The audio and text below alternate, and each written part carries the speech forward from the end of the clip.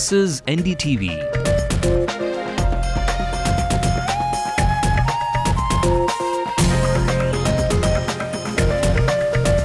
And you're watching NDTV Hindu.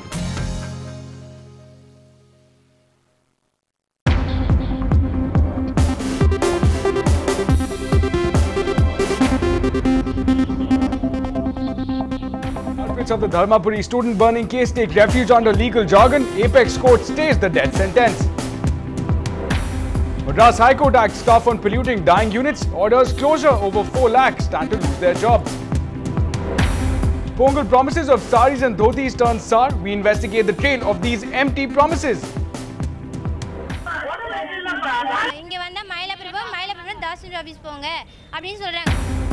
India gets set to flex diplomatic muscle. Foreign Secretary is dispatched to Sri Lanka over concerns for Indian fishermen. Chennai hosts the Commonwealth Taekwondo Championship.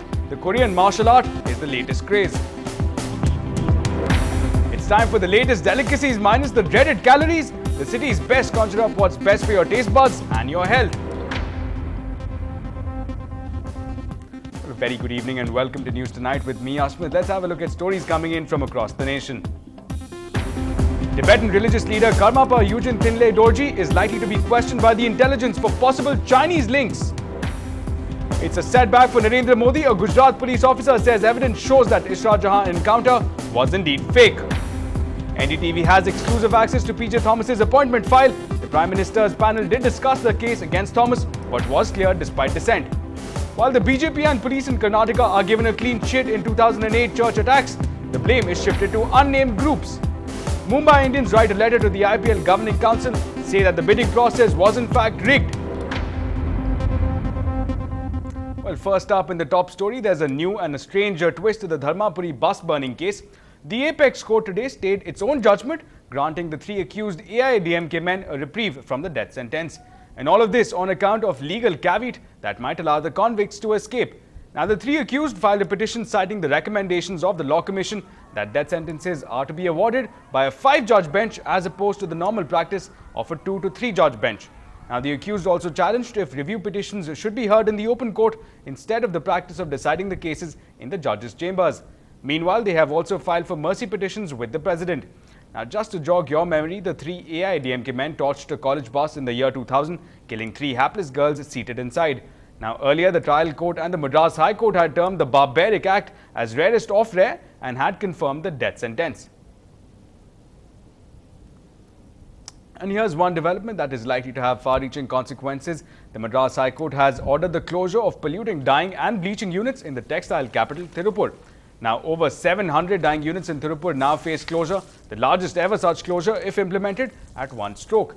Now, estimates peg the job losses at over 4 lakh. Should the order go for closure through. Now again, the dyeing units have been held responsible for polluting the Noyal River, which ultimately reaches the Kaveri, which is the state's rice bowl. Now, agencies such as the Central Pollution Control Board, the PWD and NEERI have reported unacceptably high levels of effluents in the water bodies. Now, the Supreme Court had banned the discharge of industrial effluents in the River Noyal in January last year. Well, in fact, Madhu Bharti, the senior correspondent with NDTV Profit, joined us to share with us more details about potential fallout of this move. First of all, the Pollution Control Board will go ahead and disconnect the power supply to them, and it's one of its kind, the closure that will happen from tonight.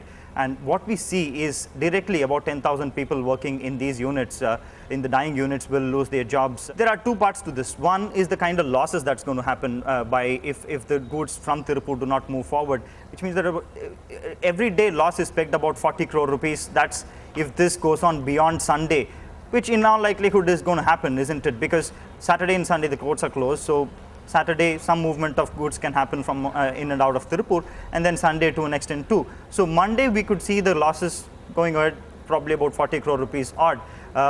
This on the one side is an economic side that the government has to look at. That's more of the central government's problem. But the rest of the problem is mostly through the states. I've been speaking to some of the guys at the dyeing units. What they say is that the central effluent treatment plants that was going to be set up in Tirupur was to happen through center, state and the private parties and the players in the dying units. Now the investment from the center, as was allocated in the last budget, had come in, and the private players had already invested the money in it. The center's investment had not come in at all. So it's the center's role to, it's the state's role to step into this and then increase the kind of investment that will go into the central effluent treatment plants and the individual effluent treatment plants, so that they can comply with the actual Supreme Court ruling of making it a zero discharge system. Well, here's another sensitive issue, this one about the Indian fishermen. Now, Foreign Secretary Nirupama Rao will travel to Colombo tomorrow to discuss with the Sri Lankan government the killing of Indian fishermen in the past 1 month. Now, the Lankan Navy is suspected to have been involved in these killings. Now, this move by the government comes on the back of another attack, allegedly by Lankan Navy personnel. Now, there have been widespread protests by the fishing community in several districts, including Thanjavur, Pudukkottai, Nagapattinam and Vedaranyam. Now, meanwhile, the Sri Lankan government has denied any involvement of its navy. Now, imagine the poor people having to understate their already low income to receive freebies promised by the government. Strange but true. Now, free saris and dhotis scheme to every ration card holder below the poverty line was reintroduced by the Chief Minister Karunanidhi exactly a year back. But the ground reality is that lakhs of people are yet to get a glimpse of that sari or dhoti.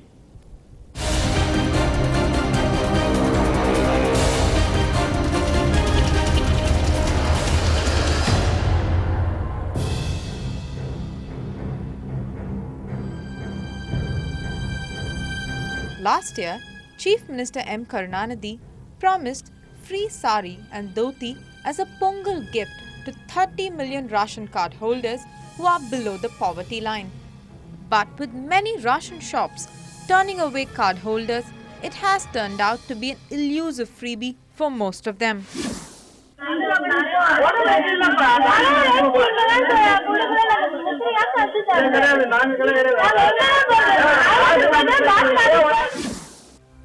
Mylapur Tehsildar officials say they can give the freebies only to those on the government's BPL list, but that was drawn up 5 years ago.